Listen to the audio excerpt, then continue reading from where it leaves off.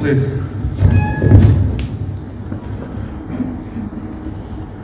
Добрый день, уважаемые коллеги. Начнем традиционное мероприятие, ежегодная пресс-конференция. Для Евгения Николаевича это первая пресс-конференция. Давайте формат определим для себя, такое небольшое вступительное слово, потом, собственно, вопросы-ответы, и предварительно для себя определим, что у нас час для общения. Надо максимально, чтобы большее количество людей успели задать вопросы. Ну и потом небольшое неформальное общение. Ну и, собственно, на этом мы закончим. Евгений Николаевич, пожалуйста, вам слово. Добрый день, уважаемые приглашенные. Я, наверное, без вступительного отвечать на вопросы, время сжатое, поэтому думаю, лучше ответить на вопросы. Готов отвечать на вопросы. Хорошо, давайте тогда без длительных вступительных речей.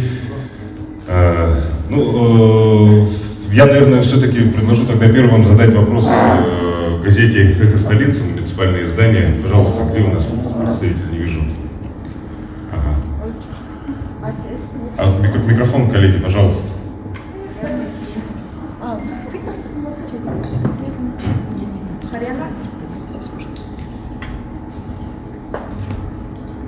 Добрый день, Евгений Николаевич, муниципальная газета «Эхо столицы».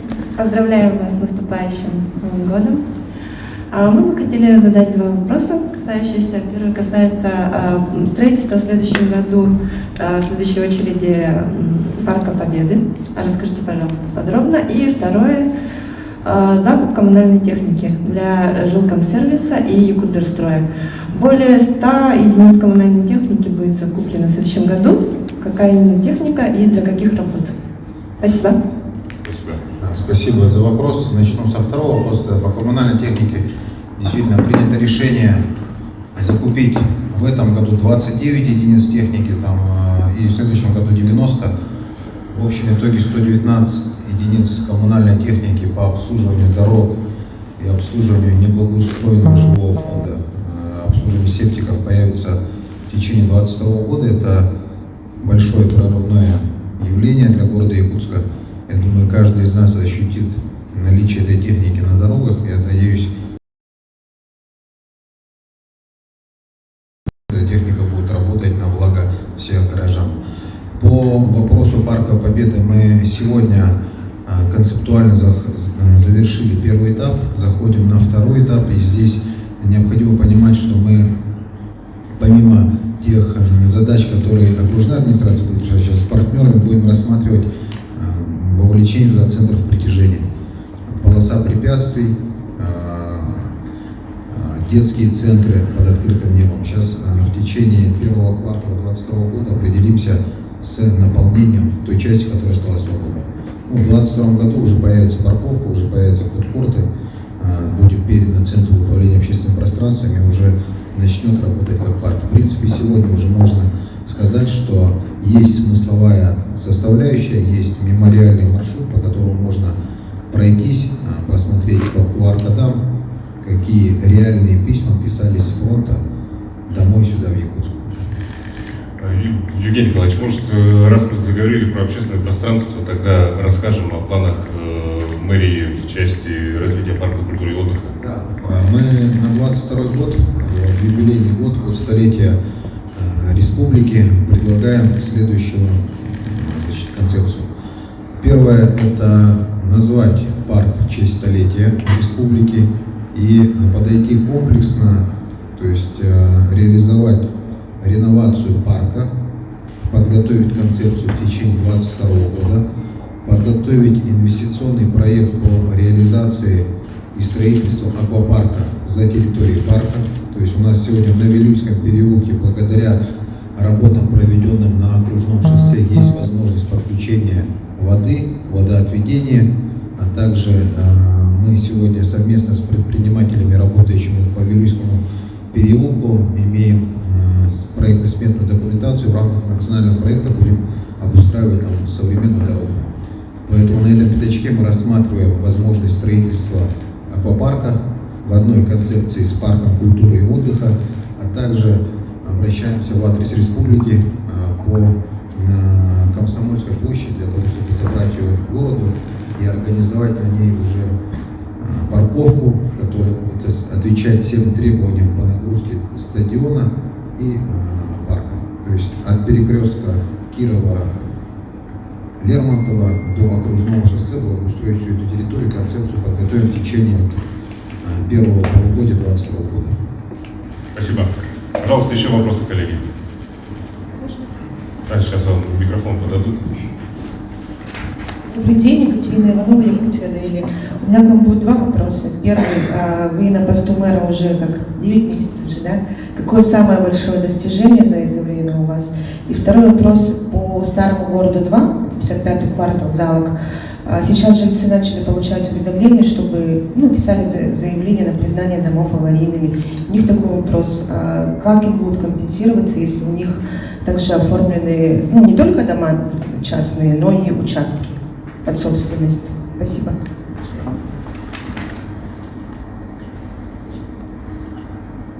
Наверное, самый большой вопрос, конечно, такой, всегда тяжело себя оценивать, но, наверное, с точки зрения тех вопросов, которые были реализованы уже как главой города, считаю хорошим результатом и слаженной работой всей команды это реализация национального проекта по строительству. Действительно, несмотря на все сложности, которые в этом году были и по ковиду, и по прочим ограничениям, мы рекордный объем 48 километров 300 метров реализовали. Я считаю, это хорошая слаженная работа всей команды. Второй, вопрос с точки зрения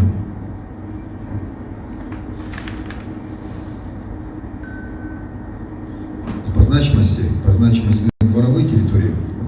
То, что мы начали наводить порядок в дворовых территориях, это большая поддержка, во-первых, Александра Сергеевича по 3-летию благоустройства, которое мы приняли, он поддержал ее и расширил ровно в 2 раза в текущем году. И в следующем 2022 году, благодаря участию федерального центра, мы уже заходим на 75 дворовых территорий, что, собственно говоря, является планируемым всем объемом, который мы рассматривали в течение 5 лет. Мы реализуем за 1 год. Я считаю, это основные такие базовые вещи, которые сделают наш город намного комфортнее. Много вещей, которые действительно можно измерить. Та же коммунальная техника, подписан буквально вчера договор лизинговый на 55 автобусов, в том числе 15 городских и 40 по пригородным маршрутам для ИПАКа. Мы начали программу оживления ИПАКа, будем ИПАК возвращать и на городские маршруты, а также развивать пригородную сеть. Ну и второй вопрос по Старому городу. По Старому городу у нас принято решение, что это будет реализовываться в рамках комплексного развития территорий нежилых. С точки зрения сегодня реализуемых проектов, мы за 2021 год имеем 2 концессионных соглашения, по которым 2 частным партнерам предстоит задача перенести исторические здания дом Валериана Васильева, например, один, перенести на территорию определенную, на территории Залога, сделать такое же здание, которое он перенес с элементами текущего, где надо реставрировать и в течение 49 лет эксплуатировать его, затем передать в муниципалитет. Подобным образом мы будем рассматривать еще дополнительно, где-то собственники согласны сами это сделать, где не согласны, уже в рамках комплексной территориального развития будет выкупаться по оценочной стоимости. Оценочная стоимость включает в себя как сам жилой объект, так и объект недвижимости, земельный участок. Спасибо. Пожалуйста. Вчера глава республики на пресс-конференции сказала о том, что стоит задача к 2032 году сделать Якутск лучшим городом на вечной мерзлоте. Что это понятие должно включать в себя? Какие проекты будут к этому реализованы? Спасибо. Если говорить план мероприятий, которые мы должны реализовать к 1932 году, то, наверное, формата этой пресс-конференции не хватит. С точки зрения реализации подходов, то город должен стать удобным для человека. С точки зрения того, того, как это объяснить широкому кругу людей, которые не знают, что такое город Якутск, это экспертность. Вот мы имеем сегодня, на самом деле, большой уровень экспертности того, как необходимо жить в условиях Крайнего Севера. Да? То есть, посмотрите на улицу, и в рамках текущих условий, в рамках вызовов, которые каждый день мы испытываем, мы смогли сделать самый большой город. Уже сегодня мы самый большой город в условиях вечной мерзлоты. Мы один из самых быстро растущих городов на территории всей России. За 20 лет мы выросли практически в 2 раза. И поэтому, имея эту экспертность, мы сегодня должны навести лоск, убрать ветхое аварийное жилье, реализовать проекты в сфере предпринимательства, в том числе креативной экономики, потому что город наш может развиваться только в модели постиндустриальной экономики. С этой точки зрения, при реализации всех этих подходов, мы действительно сможем сказать, что мы знаем, как жить в условиях вечной мерзлоты, и мы умеем жить лучше всех в условиях вечной мерзлоты. Вот это задача, которая действительно захватывает дух, и с точки зрения реализации всех мелких проектов, условно мелких проектов, они все ложатся в эту одну стратегическую канву. Появляется действительно миссия. То есть зачем мы строим большое количество объектов социальной инфраструктуры, зачем нам переселение, зачем нам поддержка креативной экономики. По отдельности эти все проекты не имеют общего контекста. Если же мы говорим, что в рамках реализации поставленной задачи указом главой республики, то это все имеет целостный характер. Спасибо. Пожалуйста. Еще вопросы, коллеги? Денис Адамов там ближе к микрофону, потом к вам принесут. Здравствуйте, добрый день. Так, у меня вопросы касаются того, что вы уже упомянули, Евгений Николаевич. Хотелось бы поподробнее, по автобусам вы упомянули, вы упомянули о том, что закупается техника, но, тем не менее, на сегодняшний день мы видим, что в условиях ковида автобус очень сильно переполнен, особенно это касается тех, которые обслуживают окраины. Является ли закупка этих автобусов для ЯПАКа и частного транспорта единственным способом разгрузки и налаживания общественного транспорта, или есть какой-то комплекс мероприятий? Потому что одной закупкой, на мой взгляд, закупкой автобусов, проблему переполненности автобусов, сегодняшнюю проблему с большими перерывами в маршрутах, ее не решить. Это первый вопрос. И второй вопрос, тоже, видимо, вы озвучили, касается техники. Зима пройдет, наступит весна, потом лето, и у нас главная проблема с чем? В комментариях мы читаем, за что люди там очень сильно так переживают о наш город, это пыль. Соответственно, мы ждем каких-то существенных изменений касательно уборки города, и в первую очередь это касается закупки техники для уборки именно улиц. Я так понимаю, что вы говорите о том, что будет обновлена техника для Якутдорстроя. Но опять же, одной закупкой техники ли решается проблема с пылью в городе? Потому что едет машина, смотришь, она едет, та же Скандия, бордюры не убирают.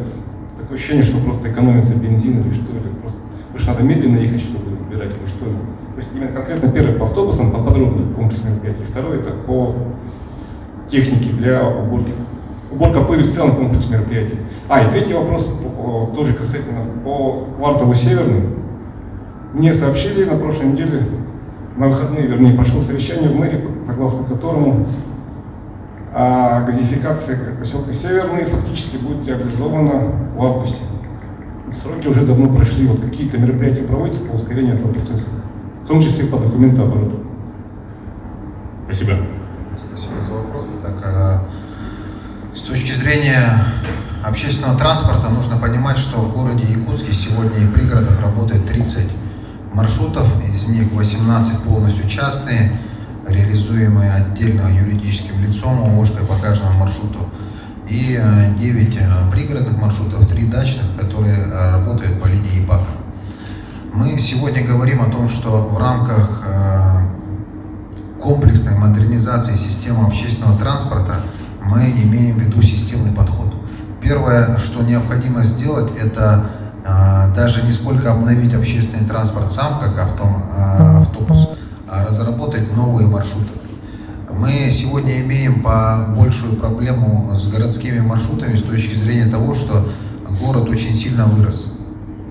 Появились новые места притяжения, появились новые социальные объекты, очень сильно выросла субурбия вокруг города, то есть пригород, отдельно Сатал это уже как большой поселок, но вместе с тем транспортное обеспечение этих районов города Якутска сегодня не обеспечивается.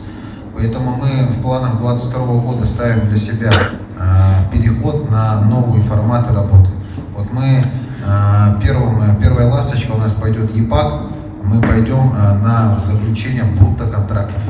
Сегодня 220-й федеральный закон определяет общественные перевозки, ставя на первое место гражданина, который пользуется общественным транспортом. Вот у нас все автобусные маршруты городские работают по принципу паспорта маршрута. То есть это когда сам предприниматель через процедуру публичных слушаний рисует маршрут, и по этому маршруту начинает ездить.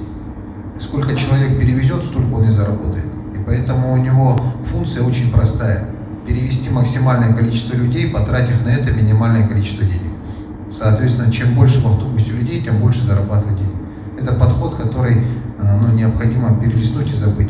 Общественный транспорт должен работать для граждан. Для этого необходимо переходить на нетто или брутто контракты, то есть тогда, когда заказчиком услуги является муниципалитет. Муниципалитет платит предпринимателю за оказываемую услугу, а услуга его является соблюдение графика из точки А в точку Б, и уже не зависит, сколько человек едет в автобусе. Главное, что вот каждые 7, 8, 10, 15 минут, в зависимости от маршрута, должен выезжать общественный транспорт. Вот мы в 2022 году начнем это дело практиковать с ЕПАКа, и граждане в следующем году увидят новые маршруты в исполнении ЕПАКа, новые автобусы у ЕПАКа 55 по пригородам и один маршрут городской кольцевой сделаем. 35 автобусов у нас пойдут по линии Союзавто, и 10 автобусов ЕПАК будет осуществлять функцию междугородних перевозок. Это первый этап. Вторым этапом мы для себя ставим задачу обновления всего общественного транспорта в городе Якутске. Это порядка 300 автобусов нужно, городских. С точки зрения коммунальной техники. Коммунальная техника и вопрос пыли – это вопрос лишь части задачи. Вот с коммунальной техникой мы боремся с производной. Сама пыль в городе Якутске берется от того, что у нас очень много открытого грунта. Та же программа по обустройству дворовых территорий и внутриквартальных проездов, она направлена на то, чтобы меньше пыли оказывалось на дорогах. Вспомните лето. Это лето было самым сухим и жарким за историю метеонаблюдений. Исходя из этого, дождей было фактически пару штук, и между этими циклами практически на центральных дорогах не было песка. Как только прошел дождь, 2-3 раза выехала техника со дворов, и сразу появляется грязь, которая превращается в пыль, которая лежит на дорогах. Поэтому задача одна из комплексных – это заасфальтировать максимальное количество дворовых территорий, внутриквартальных проездов, убрать открытый грунт озеленением, какими-то иными способами, которые необходимо в комплексном благоустройстве применять. Также с точки зрения ливневой канализации, без осуществления комплексных подходов по водоотведению очень тяжело будет избавиться от пыли. А коммунальная техника – это уже решение производной задачи. Вот оказалась пыль на асфальте, ее нужно убирать, и поэтому с точки зрения вот этих скандий, которые есть, они уже давно практически на последнем издыхании работали, поэтому здесь вопрос назрел, и необходимость обновления техники, она комплексно стоит, и не только жилкомсервис, городские бани, то есть все те, кто БТСК вовлечены в вопрос обеспечения коммунального благополучия города Якутска. По микрорайону Северный. Значит, по линии службы эксплуатации городского хозяйства была объявлена закупка по федеральному закону 44-му, в рамках которой победитель были определены по строительно-монтажным работам, по технадзору. Значит, работы были проведены. С С точки зрения оформления документация была проведена, и сейчас граждане обратились за газификацией в адрес Сахатранснефтегаза. Значит, в рамках социальной газификации были получены заявки, 7 заявок. Значит, по подключению их обнаружилось то, что температура сильно упала сейчас, и пластиковая труба, она требует подходов, чтобы температура была теплой. Поэтому необходимо проводить пропарку и прочее, но это может отразиться на качестве услуг. Поэтому газовиками принято решение для того, чтобы устранить там вот эти вот намерзшие элементы. Когда температура более стабилизируется, будут эти работы продолжены. С жителями встречались, те, кто подали заявки, им это все объяснили. С точки зрения работы претензионной с подрядчиками, которые в сроки свои не уложились, эта работа в судебном порядке будет вестись. И наша задача ввести таких подрядчиков всех поголовно в реестр недобросовестных. Собственно говоря, мы это умеем делать в рамках дорожного строительства. Вот в прошлом году одного подрядчика ввели в реестр недобросовестных. То же самое будет происходить со всеми, кто опаздывает в сроки. Спасибо. Коллеги, у меня просьба, давайте сразу договоримся, да, максимум 2 вопроса озвучивать, чтобы охватить большее количество коллег. Хорошо? Пожалуйста.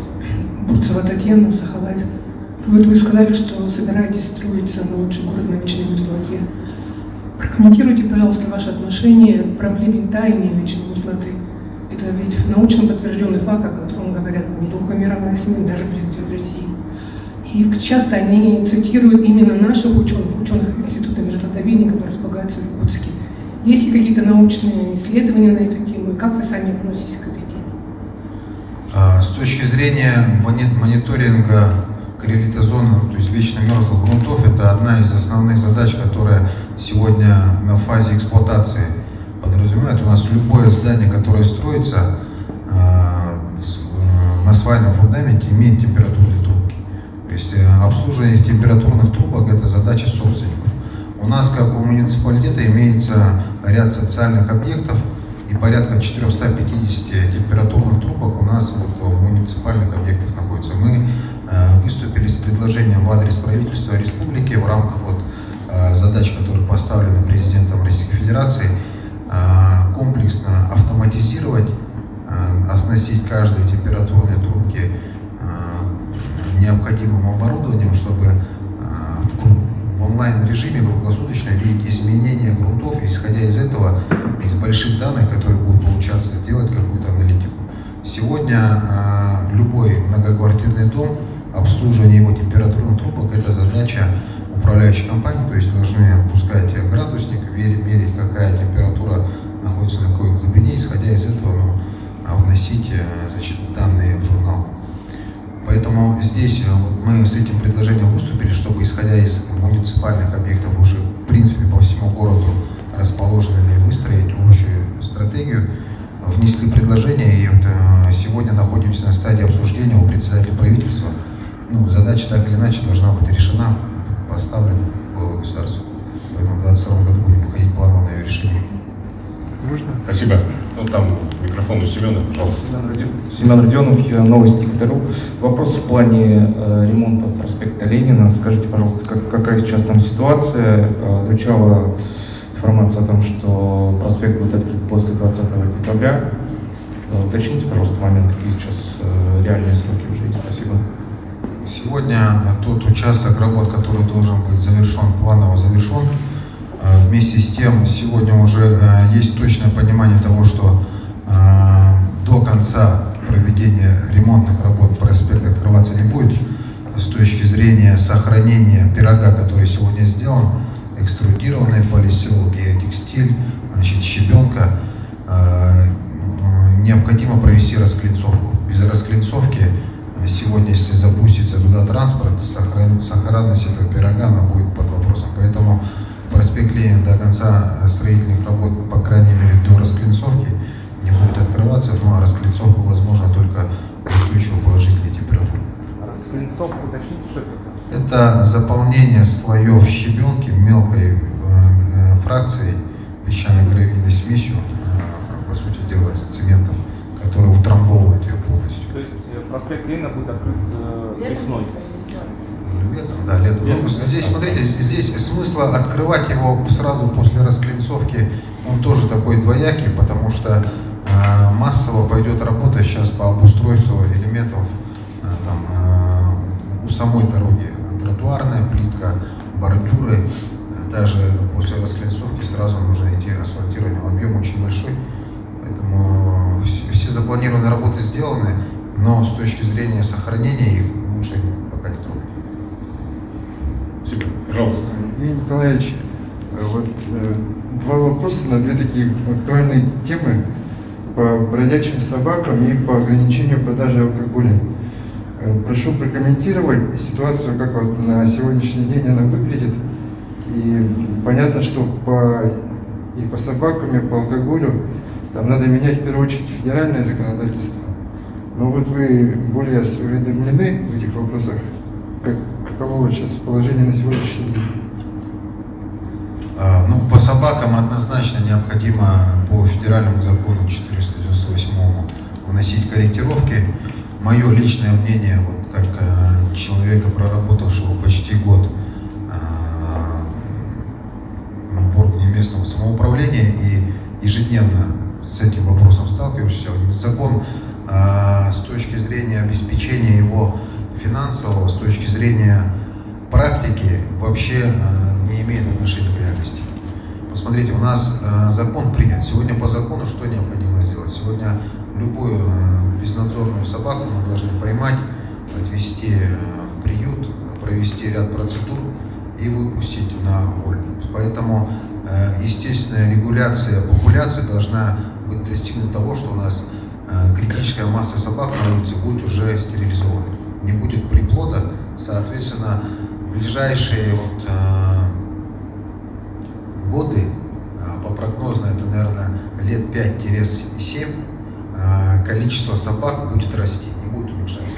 Вот 2 года, как закон работает, мы сегодня видим, что несмотря на кратное увеличение финансирования государства, которое пошло в 2020 году, в 2019 году, у нас собак на улице меньше не стало и не станет.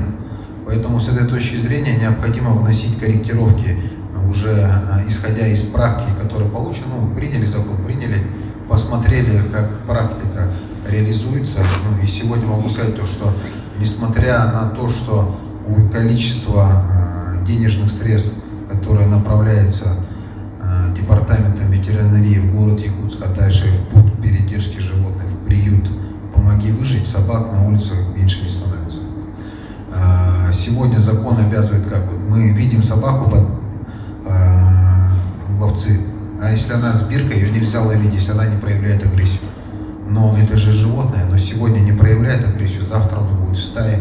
Что мы видим, в стаях собаки бегают, ее тогда уже надо ловить. Но в момент, когда можно было и поймать, она с биркой, ее нельзя ловить. Поэтому очень много вопросов, на которые необходимо спокойно сесть и поговорить, без крайних точек зрения. Я считаю, что любой закон, который принимается, должен быть для людей. Да? Здесь закон об ответственном обращении с животными, никто с этим не спорит, но с точки зрения сегодня обустройства городов в России, того, как мы, муниципалитеты, с этой проблемой столкнулись, да, необходимо, конечно, ряд вопросов пересмотреть. Например, сегодня вопросы вот в этот период, когда популяция будет расти, отловить с биркой собак, содержать ее, все эти вопросы необходимо, может быть, учитывать уже с точки зрения федеральных каких-то субсидий.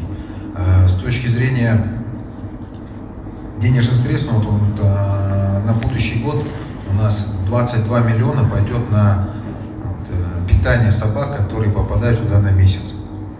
Порядка 300 рублей ежедневно идет на питание одной собаки, только на питание. Там не учитывается стерилизация, ветеринарный осмотр, отлов. Поэтому с этой точки зрения, конечно, колоссальный объем денежных средств необходим для того, чтобы решить этот вопрос комплексно. Не говоря уже о строительстве приюта, требования под которые это практически сравнимы с любым социальным объектом.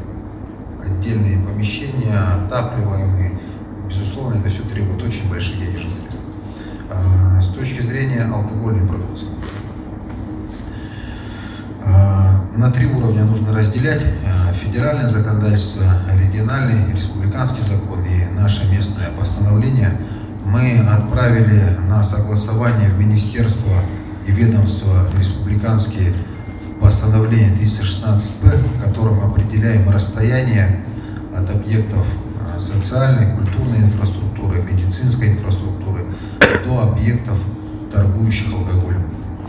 Расстояние, если вы помните, раньше измерялось в шаговой пешеходной дорожкой. Сегодня мы предлагаем измерять ее на радиус, и в зависимости от категорийности, от каждой категории увеличили его на 100 метров. Это позволит сегодня практически поставить точку на то, чтобы в дальнейшем объекты появлялись новые.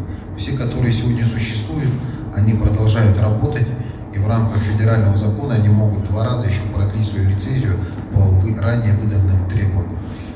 Безусловно, к лицензиатам есть ряд требований.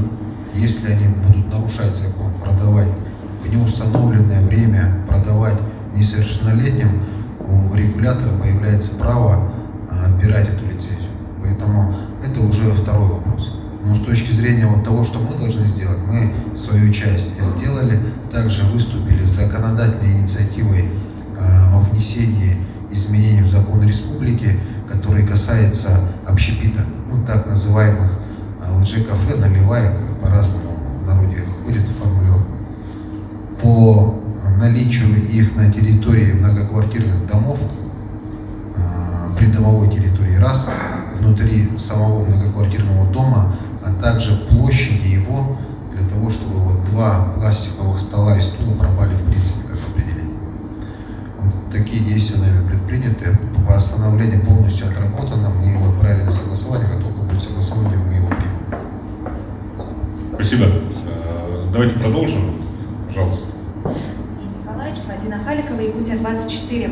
Совсем скоро будет уже на ближайшей сессии Думы принят бюджет Якутска. И какие расходы будут в этом бюджете? На что собираетесь потратить большую часть средств, есть ли уже какие-то планы? У нас бюджет города Якутска традиционно остается социально направленным. Более половины бюджета – это социалка, учреждения образования, культуры, спорта. Вместе с тем необходимо отметить то, что на 17% у нас выросли собственные доходы. Бюджет города Якутска по доходам более 22 миллиардов рублей, по расходам 22 миллиарда 300. То есть мы с небольшим дефицитом идем, но это плановые значения. Вместе с тем вот, необходимо отметить то, что и ежегодно бюджет города растет, соответственно, больше денег уходит на развитие города Якутска. Буквально завтра у нас состоится утверждение во 2-м чтении бюджета. Ну, надеюсь, депутаты поддержат, и уже все муниципальные программы будут сформированы, исходя из 2-го чтения бюджета. Пожалуйста. Микрофон можно сюда вперед, на первые ряды? Так, Николай Бестинов, МЛК-Саха, радио. Так, во-первых, большое спасибо за дороги асфальтированные. Я живу в частном секторе, да? И вчера глава Якутии сказал, что за год отремонтировано, построено, асфальтировано рекордное количество километров, да? 40? Сколько? 48. 48, да? И да, хотелось бы узнать в следующем году, какие дороги, да, будут построены. И еще один вопрос, да, тоже касается вот частного сектора. Да. Вот 21-22 ноября убрали электричество 2 дня, целых 2 дня, ночью даже брали, да. И вот некоторые семьи с маленькими детьми остались не готовыми, да. Как можно решить эту проблему, Саханар? Спасибо. По дорогам действительно нужно отметить то, что 48 километров дорог это сделал город Якутск в лице заказчика Главстроя. Помимо этого, на территории города Якутска заказчиком выступало управление дорог республики. И они сделали порядка 11 километров дорог. То есть суммарно практически 60 километров дорог на территории Якутска сделано. Это общий объем, который был сделан в течение строительного 2021 года. На следующий год мы запланировали 34 километра дорог, и среди них просто очень сложные и капиталоемкие проекты. Это проспект Ленина, это начало работ по улице Можайского, расширение ее, это капитальный ремонт улицы Ильминской, завершение Пирогова, ряд объектов, которые являются с инженерной точки зрения практически реконструкцией. То есть это обеспечение водоотведения всей придорожной инфраструктуры, освещение, велопешеходной дорожки. Но, безусловно, самым капиталоемким и сложным проектом является проспект Ленина. Темпы по финансированию увеличиваются, то есть мы в этом году на обеспечение планов показателей национального проекта было потрачено 2 миллиарда 200 миллионов, практически 2 миллиарда 300 миллионов рублей. На будущий год эта сумма увеличивается.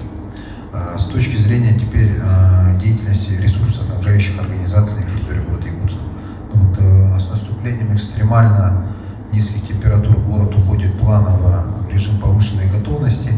Это означает то, что выпускаются определенные документы, по которым все управляющие компании, все ресурсники, все директора соцучреждений, школ, детских садов уходят на круглосуточное дежурство, по сути дела, своих объектов, чтобы в случае чего сразу извещать и принимать исчерпывающие меры работы.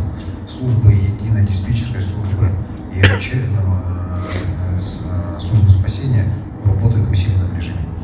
По закону сегодня, если происходит отключение электричества в рамках одних суток, то это закон позволяет ресурснику быстро наладить все это дело, и никаких там санкций к нему не применяется.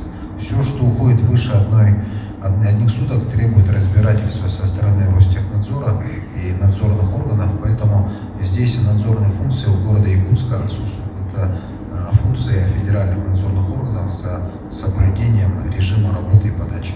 Мы для себя фиксируем, актируем, где, когда, что выключается, и уже в рамках общего расследования принимаем участие. Вместе с тем, сегодня город Якутск является учредителем акционерного общества «Теплоэнергия» и муниципального унитарного предприятия ПТСК, которое обеспечивает теплоснабжение на территории города Якутска и пригородов. Поэтому для нас этот вопрос понятный. Мы с точки зрения как участия в советах директоров и определения стратегии развития, безусловно, принимаем участие и в промышленной безопасности города Якутска с точки зрения обновления источников, котельных, то есть поддержания ремонтных программ всех сетей. Это задача, которая извечно идет в городе Якутске. По аварийному отключению мы, безусловно, после каждого его актируем, отправляем надзорный орган, что было такое-то отключение, просим разобраться, внести данные по какой причине. Спасибо.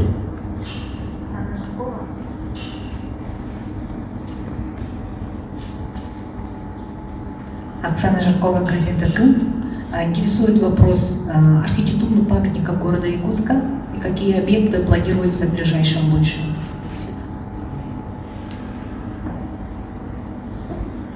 По архитектурным памятникам необходимо, наверное, в первую очередь отметить эксплуатационную фазу.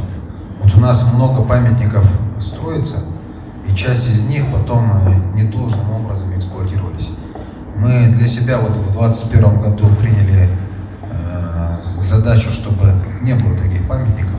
Каждый памятник должен быть либо передан городу, для того, чтобы мы взяли его на свой баланс и могли уже эксплуатировать его в должной форме. Это первая часть. Вторая часть с точки зрения планов строительства новых памятников. Но здесь необходимо понимать, что это вопрос комиссионный, принимаемый в том числе с участием депутатов городской думы, где какой памятник строить. И, как правило, памятники строятся по предложениям общественности, тем или иным людям, которые внесли какой-то вклад. Поэтому этот вопрос постоянный, перманентный, вносится, рассматривается, реализуется. С точки зрения каких-то знаковых больших памятников, которые сейчас инициировала окружная администрация, но таких сейчас обозначить не могу.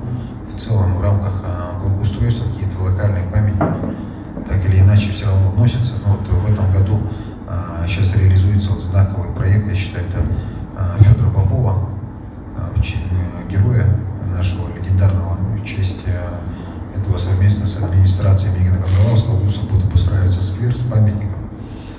локально таких практически ежегодно, там штук 10 более реализуется. Хорошо, спасибо. Пожалуйста. Добрый день, с наступающим Новым годом. У меня много вопросов, но первый вопрос я хотела же задать касательно своего Губинского округа.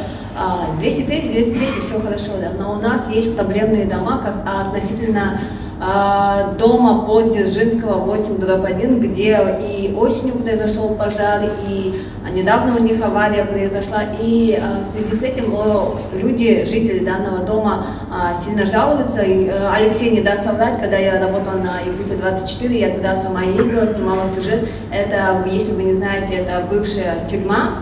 И как люди в 21 веке должны жить в таких условиях, и как будет решаться все-таки вопрос с данными жильцами данного дома. Спасибо большое. Давайте по Дзержинского 8/1, в частности, я сейчас, как мы будем решать этот вопрос, не могу сказать, необходимо этот вопрос со специалистами обсуждать. Необходимо, наверное, исходить из правовой формы, какое имущество, частное, какой жилой фонд, муниципальный, государственный. Нужно, исходя из этого, посмотреть. Мы разберемся с этим вопросом, отфиксируем, давайте, да, отдельно доложим, что какие решения приняты. Сейчас я не готов ответить в рамках этой пресс-конференции. Пожалуйста. Можно? Там туда передали. Потом сюда можно будет на первый ряд? Здравствуйте, Евгений Николаевич. Здравствуйте, коллеги. Так, у меня такой вопрос. Евгений Николаевич, как по-вашему, в следующем году будет повышен проезд автобусов, городских автобусов или сколько? Нужно понимать одну вещь. У нас для городских линиях нерегулируемый тариф. То есть нужно понимать, что сегодня установление тарифа – это вопрос диалога между участниками рынка. По большому счету это Союз авто, объединение и городской администрации. Сегодня Союз авто выступила с предложением, отправила предложение, в котором предлагает увеличить стоимость до 40 рублей. Я резко против этого. Я считаю, что увеличение должно быть в рамках инфляции, но вместе с тем, значит, это очень комплексный вопрос, который подразумевает собой ряд последствий. Вот мы проанализировали стоимость проезда по всему Дальневосточному федеральному округу. У нас самый дешевый проезд в общественном транспорте. Средняя стоимость выведенная дешевле, чем у всех. Поэтому с этой точки зрения у водителей есть ряд расходов, которых в других регионах нет. Например, тоже зимнее хранение, тоже зимний расход топлива, прочее. Вместе с тем, сегодня одной из ключевых проблем рынка является отсутствие работников, которые готовы там работать за эту заработную плату и прочее. Поэтому вместе с обновлением техники, с обеспечением достойного уровня заработной платы для работников и всей обновлением транспорта необходимо, конечно, планово в рамках инфляции закладывать увеличение стоимости проезда, но в рамках допустимых значений. Вместе с тем мы со следующего года переходим на плановую работу по созданию в городе Якутске новых маршрутов. Текущие маршруты имеют сегодня договора до 2023 года. Планово с 2023 года мы уйдем на брутто и нетто контракты. Для того, чтобы перейти на брутто и нетто контракты, нужно стимулировать людей переходить на безналичную форму оплаты проезда. Поэтому правильная практика, когда по безналу, то есть с карточкой платить дешевле во много, чем оплатить наличными. Сегодня проблема наших частных игроков в том, что у них оценочно половина, около половины, где-то меньше, где-то больше, в зависимости от маршрута, оборота идет наличными. Банки, в которые они обращаются для получения лизинга и прочего, не видят этих средств, и, соответственно, кредитоспособность этих предприятий падает. Сегодня рынок общественного транспорта должен быть максимально прозрачным, то есть прозрачным с точки зрения пассажиропотока, количество денег, которые заходят. И тогда можно будет заходить на долгие процессы привлечения институциональных инвесторов, того же веба, для того, чтобы можно было обновить всю технику. Поэтому город будет стимулировать безналичную оплату проезда, город будет отстаивать интересы горожан, и резкого повышения стоимости проезда не будет. У нас инфляция в пределах 10%, вот в рамках этого и надо оставаться. Вместе с тем увеличение за наличный платеж, людей нужно стимулировать переходить на безнал. Вот это правило, которое сегодня позволяет реализовывать комплексные программы обновления во всех городах. Я практику больших городов, Москва, Санкт-Петербург не в счет, там Новокузнецк, допустим, перешел на новую форму обучения, работы с транспортом. Сегодня в рамках реализации концепции веба по общественному транспорту на будущий год порядка 10 городов перейдут на эту модель. И это позволит сегодня иметь систему общественного транспорта, которая направлена на человека. Юлия Бочкарева и Тартас. Я извиняюсь, сейчас тут уточняющий вопрос, то есть решение окончательно пока не принято. Не принято. Мы находимся в диалоге. Сегодня принято заявление от Союзавто. Я нашу позицию обозначил. Извиняюсь, спасибо. Пожалуйста. Юлия Бочкарева и Тартас. Первый вопрос касается по поводу решения мэрии о продаже здания мэрии. Хотелось бы узнать, есть ли потенциальный покупатель. Второй вопрос касается защиты от паводков. Какая работа планируется в 2022 году властями Якутска в этом направлении? Спасибо. Нет, покупателя нету потенциального. Более того, мы его не искали.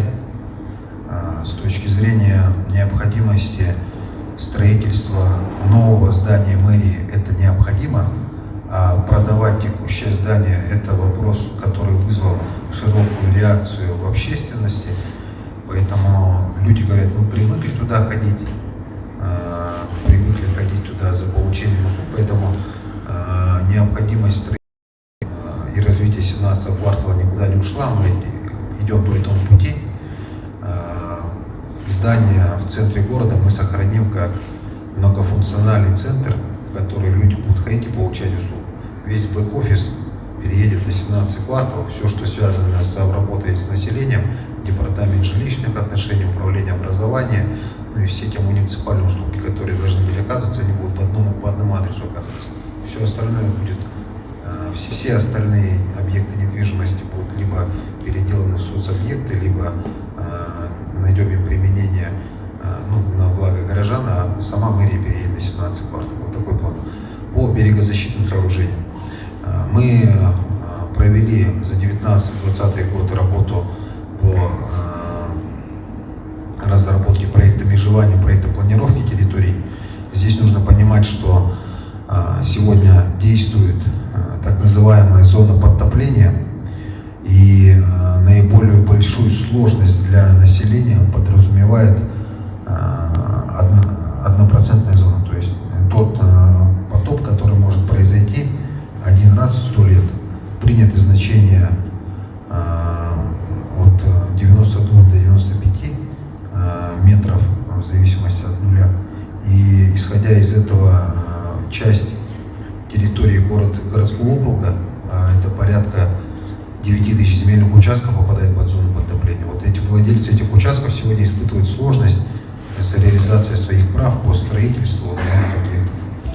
Вместе с тем, какая работа проводится? Мы совместно с Министерством экологии под председательством Тарасенко Андрея Владимировича провели работу за этот год и определили для Министерства экологии 72 миллиона рублей, которые они пустят на проектные работы по исправлению русла реки.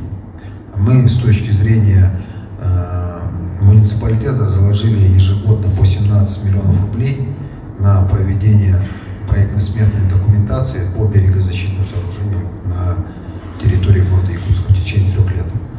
И необходимо обращаться в федеральный центр.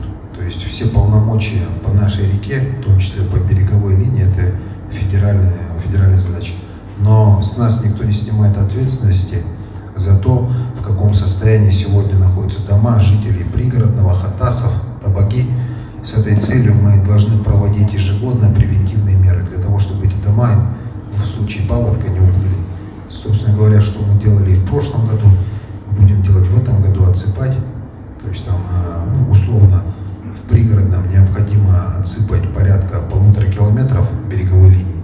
Мы на данный момент там в разные периоды времени отсыпали порядка 500 метров. То же самое по Табаге, по Хатасам. Но это нужно делать ежегодно, чтобы сохранить имущество граждан, пока не будет решен вопрос по берегозащитным сооружениям. Что делать гражданам, которые попали сегодня в эти ограничения? В градостроительном кодексе рассматривают сегодня на федеральном уровне изменения с точки зрения возможности строительства на сваях или на отсыпке для того, чтобы уйти от тех значений, которые попадают под затопление. Это раз. Второе, значит, с точки зрения пересчета, пересмотра самой зоны подтопления, мы сегодня ведем работу с Министерством экологии по проверке тех значений, которые были заложены сегодня в эти данные в ЕГРН. То есть где-то оно корректируется, где-то они имеют ряд шероховатостей. То есть правильно ли я поняла, вы отказались от продажи здания мэрии?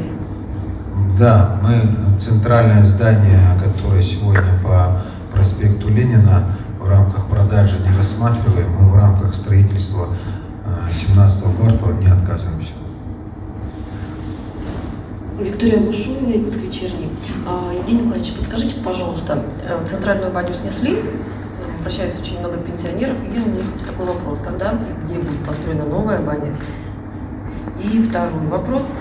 После трагедии в Казани вы говорили, что будут выделены средства из бюджета, чтобы частные охранные предприятия охраняли сады и школы.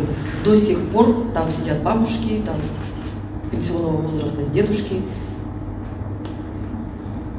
В рамках антитеррористической защищенности социальных объектов, объектов образования необходимо принимать ряд мер. То есть мы сегодня имеем, значит, по поставленным задачам по дорожной карте, которые для себя выработали. Первая задача – это обеспечение всеми техническими необходимыми средствами, то есть видеонаблюдение, тревожные кнопки, ограждение по периметру. Значит, исходя из этих принятых решений, дальше, как только это реализуем, будет уже переход на ЧОПы. Но переход на ЧОПы – это тоже такая задача, которая не каждый ЧОП ЧОПу соответствует. Да? Не каждый ЧОП есть тот ЧОП, который способен. Вот вы говорите, возрастной центр, бабушки и дедушки сидят, но в некоторых ЧОПах такая же задача. Поэтому эта задача должна решаться совместно с той же Росгвардией, да, то есть вопрос в рамках антитеррористической защищенности объектов, особенно скул-шутинга, который сегодня применяется, это когда сам те трагедии, которые произошли, допустим, в Казани. Здесь, как и этого избежать, это уже вопрос принятия комплексных мер. Поэтому по переходу на аутсорсинг, то есть на привлечение ЧОПов, задача остается, мы ее будем просчитывать, но здесь нужно также учитывать то, что этот вопрос касается той же обеспеченности рабочими местами тех же людей, которые сегодня работают. Нужно найти альтернативные места, куда людей можно было бы устроить на работу. Никто не отменяет задачи, на ЧОПы будем рано или поздно переходить. По... Какой еще вопрос? Баня. Баня. Городская баня. Да, сегодня в рамках масштабного инвестпроекта на территории бани будет строительство гостиничного комплекса. Вместе с тем по строительству бани наша позиция того, что мы городские бани будем строить по их проекту в районе Залога. Также мы на территории Мархи отдали под концессию здание бывшего факела магазина под обустройством бани. В 2022 году там будет открыта баня, в том числе с льготными ценами для отдельной категории горожан. Мое личное мнение, что баня – это, в принципе, сфера частного бизнеса, наша задача поддерживать. То есть, если у кого-то будут там инвестиционные проекты с точки зрения там, масштаба муниципально-частного партнерства, выделения земельных участков и прочего, вот это надо делать. Эксплуатировать самим бани – это, наверное, не есть главная задача. Вот те земельные участки,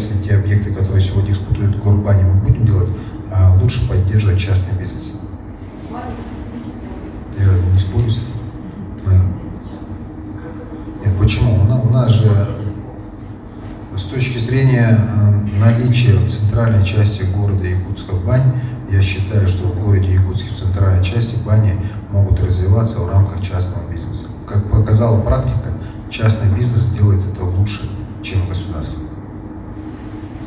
Спасибо. Олег, буквально, можно наш микрофон? Коллега уже трижды микрофон обходил и...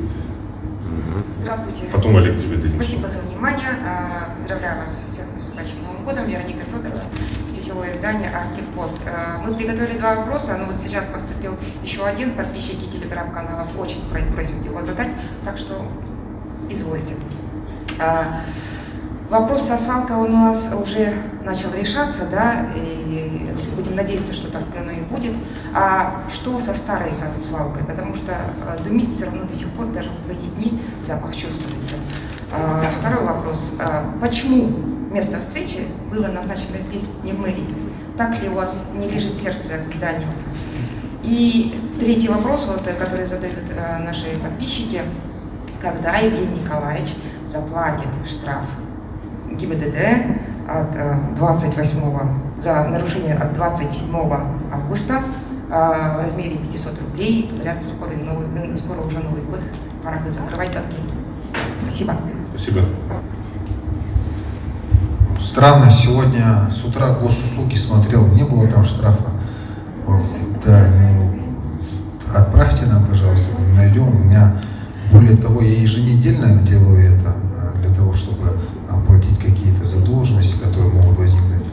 27 августа интересно, потому что есть и после штрафа, который там за превышение скорости, может быть, однофамилец, не знаю, но вот оплачивать штрафы и прочие просрочки, такого, конечно, сейчас нельзя делать, и это делается в первую очередь. Более того, удивлен, если так, то, конечно, сегодня же оплатим. С точки зрения нелюбви и любви к зданию, у меня просто любовь к этому зданию большая. Это, я считаю, что уникальный объект, который построен здесь, благодаря решениям, которые были приняты Айсен Сергеевичем, вот, у нас есть возможность сегодня иметь такой хороший объект в городе Якутске, который, безусловно, является центром притяжения. Я считаю, здесь очень удобное, современное здание и что-то новое. Первый вопрос какой был? По свалке. По свалке у нас проектно-сметная документация по ее рекультивации принята. Единственный момент, который сегодня остается, это подготовка нового места полигона на 26 километре Вилюйского тракта. Здесь, значит, у нас задача реализуется по линии Министерства ЖКХ. Как только они ее подготовят, мы сразу же закроем эту свалку. Но сегодня, вот просто закрыв, мы получим мусорный коллапс, мусор некуда будет деть. Вообще, по идее, эта свалка должна была в 1989 году закрыться.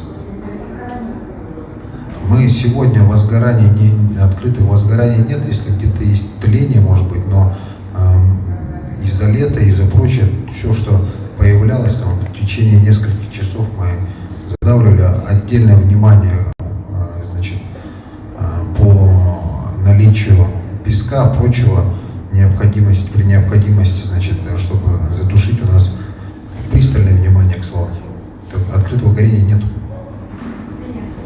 Тление, да, тление, оно тлеет перманентно. Нужно рекультивацию сделать, чтобы этот процесс перестал.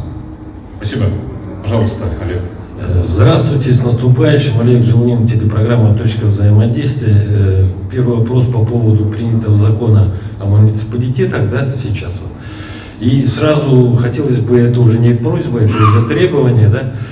Давайте разберемся, почему транспортники так работают. Накажите автобусников. Я выступаю от коллектива парка, исторического парка «Моя история». В сентябре официально мы написали, как автобусники не выполняют своих обязательств, которые заполнены прямо в договоре, так они там не появляются. Вот такой вопрос, спасибо. И там как остановки не делали, так вообще никаких на автодорожной улице не делают. Когда все это произойдет, естественно, генеральный план, понятно, может быть, мешает работе. Речь про теплую остановку? Первый вопрос про муниципальный новый закон, а второй вот про эту, про остановку вообще в парк не ездят автобусы, но там в договоре прямо указано все. По отношению про публичную власть, имеете в виду, да? Здесь, но с моей точки зрения, с точки зрения государственных стратегических целей, декомпозирования их на уровень субъектов, а далее на уровень отдельных районов и городских округов, это правильный подход. Но все должно работать в синхронизированной системе, тем более в системе, в которой источниками реализации задач местных являются зачастую федеральные средства. Поэтому в этом плане я считаю, что ничего такого неправильного нет. Более того, для выстраивания единой стратегии реализации масштабных задач, которые перед нашим государством ставятся, это необходимое время решения. Теперь по автобусам. По автобусам не только это нарушение сегодня есть. Сегодня нужно признать то, что соблюдение графиков, оно стабильно не выполняется на 100%. Есть ряд маршрутов, которые не выполняют его в тех требованиях, которые прописаны договором. Вместе с тем, вот мы в прошлом году имели такую практику. Вот 8-й маршрут, мы заводили туда ЕПАК в помощь, потому что он сам не справлялся. Мы хотели, значит, расторгнуть с ним договор. Собственно говоря, после этого пошла негативная реакция со стороны профессионального сообщества автобусников, то есть вплоть до того, что мы готовы не выйти на линию все и прочее. Но это процесс, через который проходят все этапы, когда начинается то или иное регулирование. Поэтому здесь сегодня договора, которые действуют, они несовершенны, они не соответствуют требованиям, которые и полномочиям, которые должны реализовываться. Это все необходимо пересматривать, но вместе с тем закон сегодня такой, что мы заключили договора, которые были заключены в 2018 году, и до 2023 года все перевозчики имеют право по этим договорам ездить, которые, кроме не позволяют, исходя из того, что они расторгать с ними по определенным причинам. Вместе с тем, пока мы не сделаем максимально понятные и прозрачные условия, вот не заехал, штраф рублем тебе за то, что ты не заезжаешь. А рубль этот удерживаться будет с того платежа, который муниципалитет отправит тебе в рамках брутто-контракта, допустим. Вот это действенная мера. Поэтому все города постепенно переходят на эту модель работы.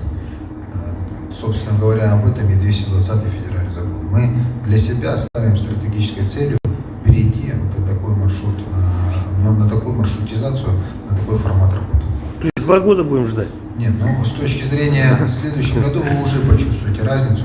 Мы надеемся, что с тем, как появятся новые автобусы и появится ЕПАК на городских линиях, частники поймут, что необходимо подтягиваться, необходимо инвестировать, необходимо обучать свой персонал для того, чтобы это все реализовывалось. Это должны быть понятные условия игры, партнерские отношения. Полностью без частников город сегодня не может быть, все равно нужно отдать им должное, то, что на протяжении последних десятилетий, благодаря их труду в городе вообще существует общественный транспорт. Но сегодня необходимо переходить на новый, качественный, иной уровень получения услуги горожан. Это нужно сделать вместе. Уважаемые коллеги, время нас совсем прижало, поэтому у меня такое предложение. Давайте мы неформальным общением пожертвуем и лучше продолжим общение здесь с Евгением Николаевичем, тем самым у нас еще есть минут 15. Хорошо? Давайте, пожалуйста. Добрый день, Екатерина Гладкина, УЛУС Медиа. Мы подготовили 2 вопроса. Один касается теплых остановок. У нас в городе построили новые теплые остановки, но некоторые из них еще не открыты. Когда их планируют открыть? И второй вопрос по водостоку. Большинство дорог у нас в городе построены без учета именно водосточных систем. Планируете ли вы в дорогах, которые ремонтируются, и в частности на проспекте Ленина, учесть это водосток? Спасибо. По теплым остановкам на текущий момент с учетом построенных 41 теплая остановка, за этот год построено практически удвоенное количество их. Часть из них сегодня, к сожалению, находятся без электроснабжения. Это плановая работа с ресурсниками, когда ты делаешь проект, проводишь эти работы. В этом году просто все это только началось делать массово, так, поэтому чисто по календарному планированию, по реализации этих проектов, к сожалению, ушло все это дело в зимний период. До конца года все будут подключены. На этой неделе 7, сказали, подключают. До этого уже подключили 7. Вот, соответственно, оставшиеся там несколько штук до конца года подключатся. И в январе они будут уже полностью работать, открыты-закрыты. Практику по их строительству мы не будем останавливать, она продолжится. И в этом году они будут, конечно, делаться все раньше, потому что решение о том, что мы будем строить теплые остановки, в прошлом году мы принимали уже ближе к весне. Да? То есть до этого так город никогда сам не строил.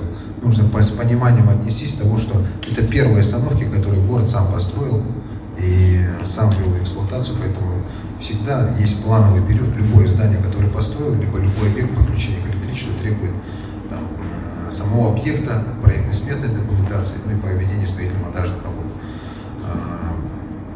С точки зрения водоотведения.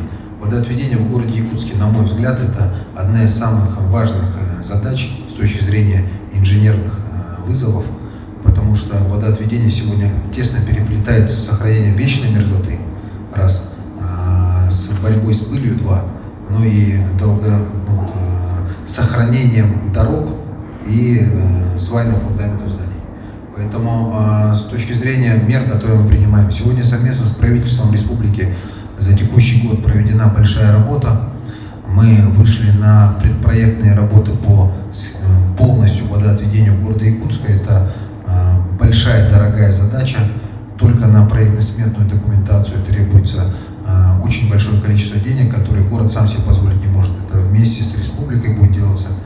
Мы сегодня на предпроектные работы вышли, техзадания составили, отправили в рабочую комиссию правительства, и вместе с ними будем принимать решения по комплексной проекту города, для того, чтобы податься в федеральный проект.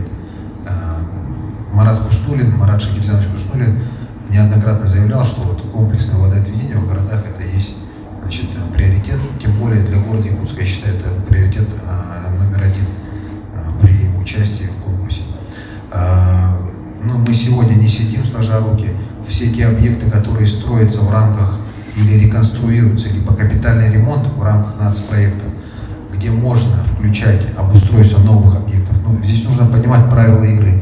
В национальном проекте, если мы занимаемся текущим ремонтом, мы можем восстанавливать только те элементы, которые были до момента ремонта. Вот если была дорога изначально построена без ливневой канализации, то строится она, ремонтируется без ливневой канализации. Если же мы заходим на капитальный ремонт или на реконструкцию, то есть разрабатываем проектно-сметную документацию, проходим экспертизу, то мы можем туда включать эти элементы. Так вот, везде, куда в рамках текущего финансирования мы смогли включить строительство или восстановление систем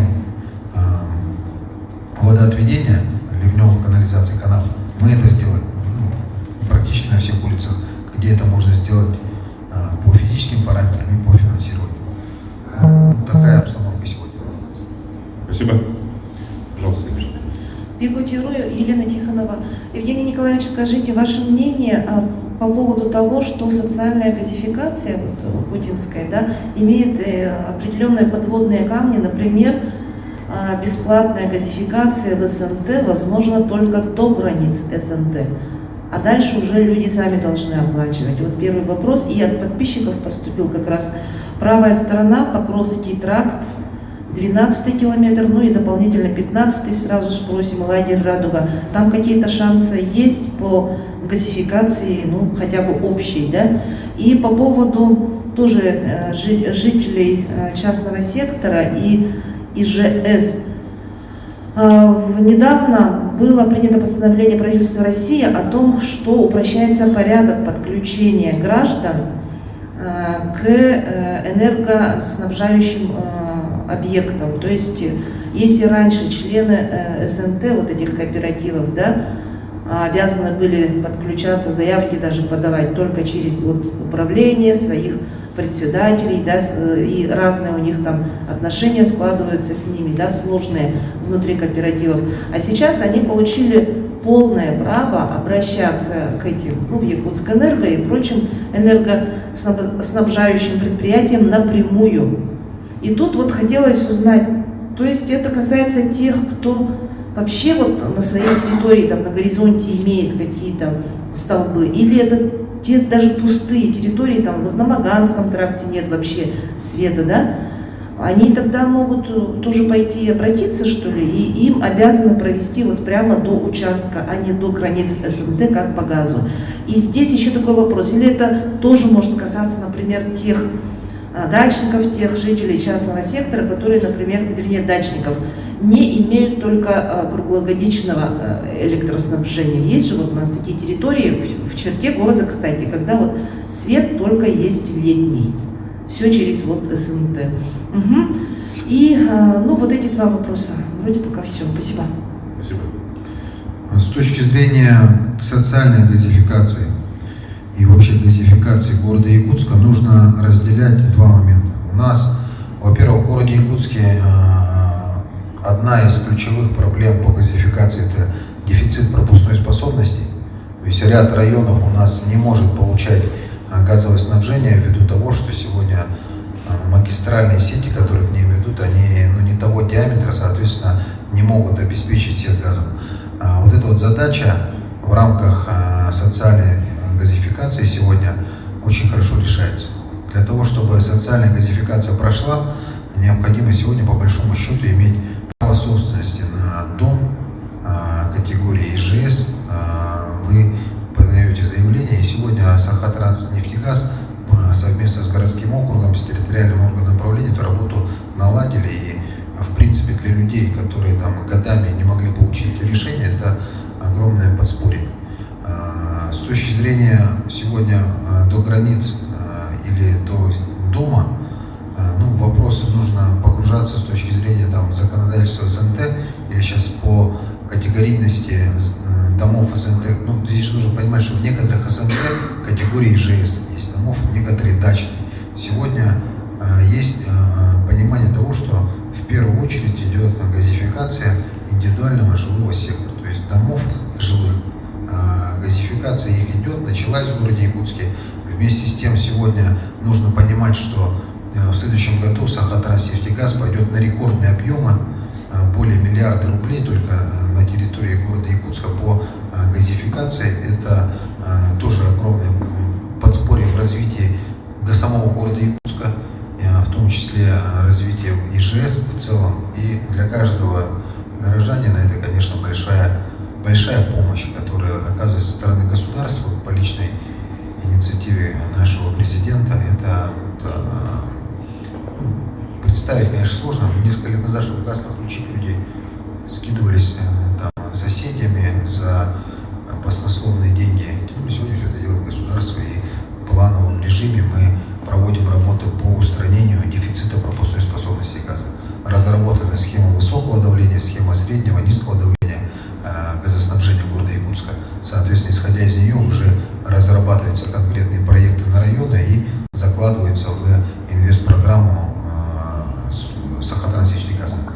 По вопросу второму ресурсников, по обеспечению СНТ по упрощенному порядку, здесь вообще нужно понимать то, что подключение СНТ и содержание сетей, которые сегодня есть в садовых сообществах, товариществах, оно носит сегодня очень острый характер. По большому счету, все линии электропередач по-хорошему должны принадлежать ресурсникам, чтобы они могли их эксплуатировать и обслуживать на должном уровне. У нас даже сегодня Сатал не является линией электропередачи, не являются собственностью ресурсников. Да? То есть они построены за счет не подключения, не ресурсников, сами построены сторонними организациями. Соответствие их тех требованиям, которые сегодня выставляют ресурсники, не всегда соответствуют. И по большому счету во всех, у нас вот этих садовых товариществ возникает вопрос бесхоза.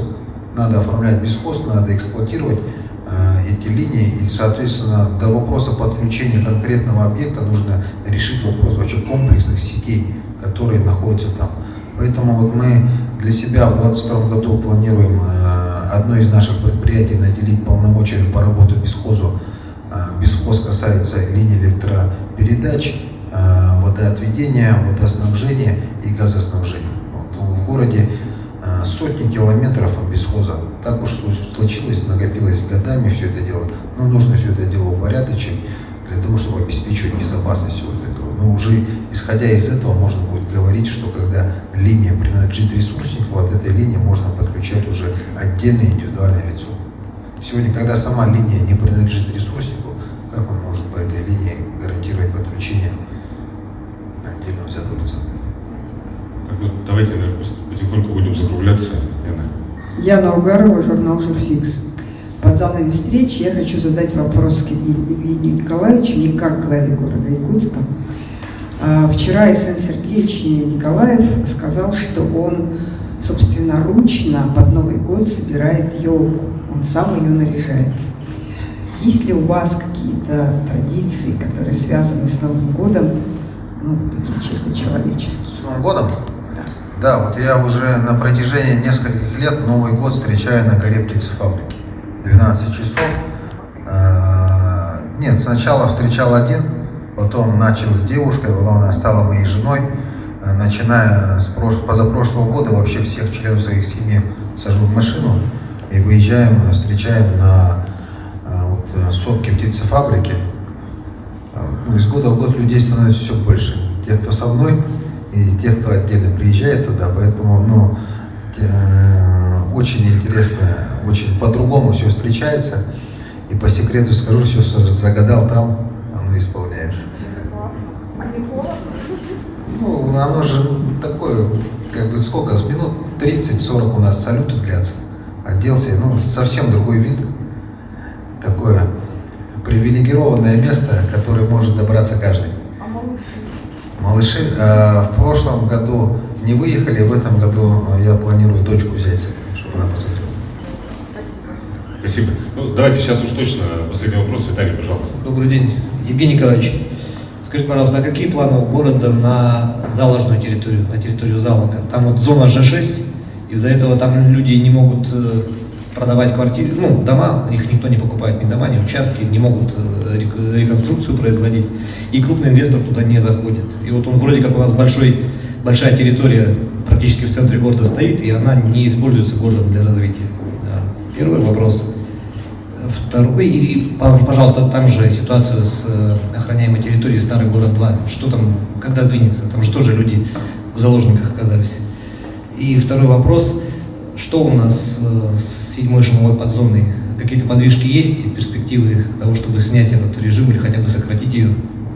Спасибо за вопрос. Здесь в частном порядке просто узнал вот на днях, ну, сам проверить не успел, хочу из первых уст информацию получить. Мне сообщили, что рассматривается назначение Владимира Амосова, депутата Гордумы, на место вашего зама. Это так или нет?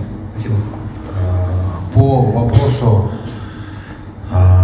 Залога, ну, вот уже на протяжении, наверное, десятилетий по разработанному генеральному плану Залог определен под многоэтажную жилую застройку.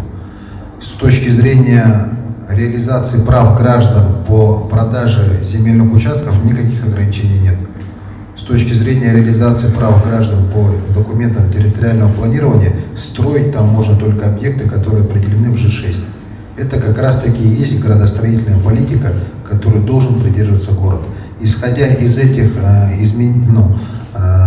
принятых решений в генеральном плане, сегодня водоканал ведет масштабную работу по строительству 3-го канализационного коллектора, 5-го водоузла, в том числе для того, чтобы обеспечить подключение объектов, которые строятся на Залоге. Ну, на Залоге, я считаю, сегодня инвестируют только крупные застройщики. Сегодня, если проехаться по Залогу, более 10 объектов строится многоквартирного жилья. Ну, я считаю, что мы на правильном пути, который был выбран еще десятилетия назад, когда принимался генеральный план, и градостроители определили, что нужно держаться этой линии. Ну и этой линии считаю, что десятилетия город держался и должен дальше держаться. Там, тем более, сегодня идет реализация всех вопросов, связанных с инфраструктурным обеспечением. С точки зрения Владимира Владимировича Амосова, заместителем он не рассматривается этот вопрос, не подтверждаю. По вопросу 7-й шумовой подзоны Роспотребнадзором приняты методические рекомендации относительно того, как необходимо строить жилые объекты для того, чтобы они соответствовали безопасности людей, которые будут проживать там с точки зрения влияния негативных шума от воздушных судов. Мы ждем эти рекомендации, как только они будут приняты